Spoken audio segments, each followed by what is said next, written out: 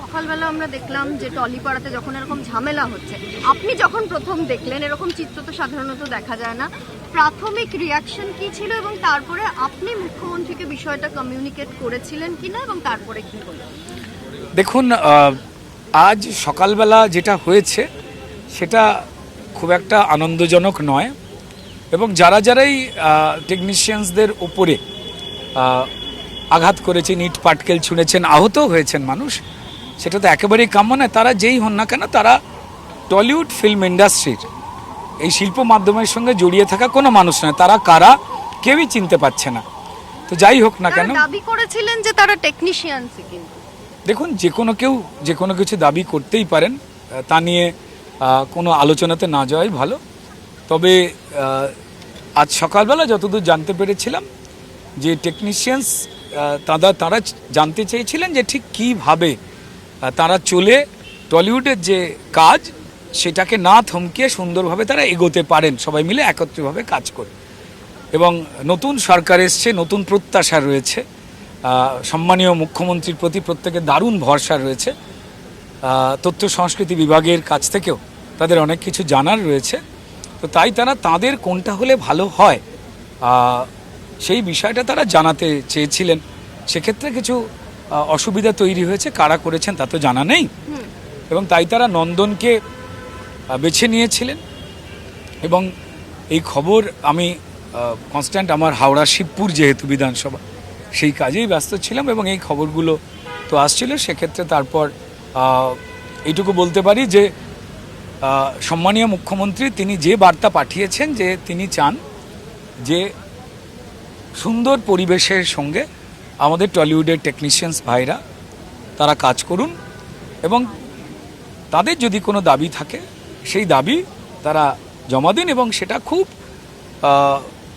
সঠিকভাবে বিবেচনা করে সেই বিষয় তিনি তার মতামত জানাবেন।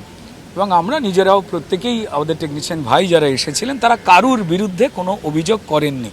এটাই ফিল্ম ইন্ডাস্ট্রির বোধহয় ভালোবাসা, এটাই বোধহয় ফিল্ম ইন্ডাস্ট্রির আমাদের চরিত্র, যে আমাদের টেকনিশিয়ানস ভাই, আমাদের যারা প্রডিউসাররা রয়েছেন তারা, আমাদের যারা সম্মানীয় ডিরেক্টর বা যারা কলা কিশোরী যারা শিল্পীরা রয়েছেন, তারা একত্রিতভাবে এগিয়ে নিয়ে যেতে চান এই ইন্ডাস্ট্রিকে। যে অচলাবস্থা তৈরি করেছিল, যে কঠিন কড়া নিয়ম এর আগের সরকারের আমলে বেশ কিছু মানুষ করেছিলেন, সেগুলোর সমাপ্তি তো সবাই চাইছেন। তো ফলত প্রত্যেকেই অপেক্ষায় রয়েছে যে সম্মানীয় মুখ্যমন্ত্রী কি বার্তা দেন, বা তথ্য সংস্কৃতি দপ্তর থেকে নিয়ম কানুনের ক্ষেত্রে কেমনটা হয়ে চললে ভালো হয়, কোন বার্তাটি আসে। আমরা দেখেছি যে দুজনের ক্ষেত্রে অভিযোগ, মোহাম্মদ হাসানের নাম করা হয়েছে, একজন নিরুপম দে তার নাম করা হয়েছে, এবং আমরা দেখেছি পাপিয়া অধিকারী বলেছেন যে তাদেরকে পথ ছেড়ে দিতে, এবং তিনি বলেছেন যে সেই পথেই এবার এগোবে, কিন্তু সেটা নিয়েও আমরা দেখলাম যে বিক্ষোভ। সেক্ষেত্রে কোন জায়গায় দাঁড়িয়ে রয়েছে টলিউড? দেখুন, সবটা মিটে যাক এটাই সম্মানীয় মুখ্যমন্ত্রীর প্রত্যাশা।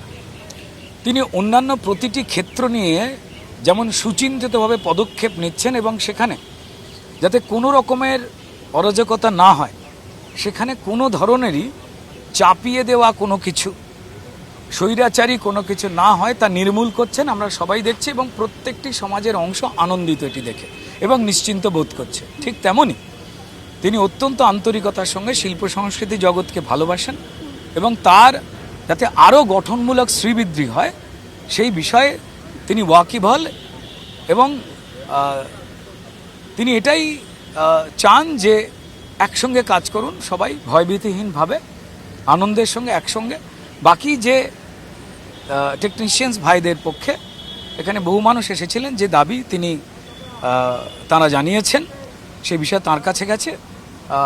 মনে হয় যে আর কিছুদিনের মধ্যেই তিনি তথ্য সংস্কৃতি দপ্তরের মারফত কীভাবে চললে ভালো হয় সেগুলো জানিয়ে দেবেন। আমরা কেউ আমরা নিজেদের অবশ্যই গুরুত্বপূর্ণ মতামত রাখতেই পারি। আমরা দেখেছি যে পাপিয়া অধিকারী কিছু দিক নির্দেশ দিয়েছেন, এবং সেক্ষেত্রে ইন্ডাস্ট্রির মধ্যে একটা কনফিউশনও তৈরি হয়েছে, সেইটাকে তাহলে কিভাবে দেখবো? সেটা সম্পূর্ণরূপে সম্মানীয় মুখ্যমন্ত্রীর বিষয়। তিনি সব বিষয় সম্পর্কে অবহিত রয়েছেন।